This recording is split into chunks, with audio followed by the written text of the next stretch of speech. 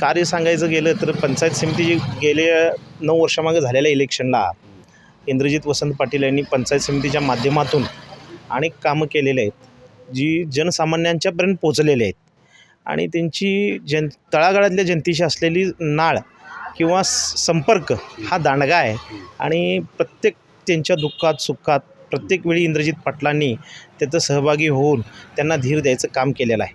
2019चा पूर आणि 2021चा पूर इथून गावातून लोक जाऊन आमच्या इथं सोनतईला स्थलांतरित होत होती.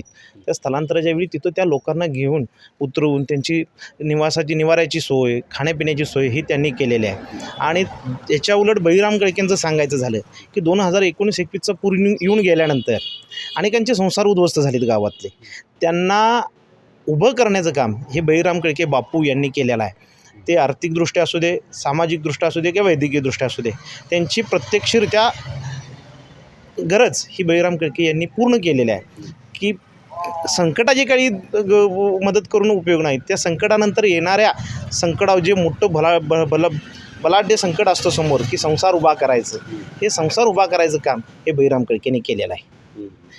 तुमचा पाठिंबा, समाजाचा पाठिंबा त्यांना आहे का? 100% सामान्य जनतेचा 100% या दोघांना पाठिंबा आहे.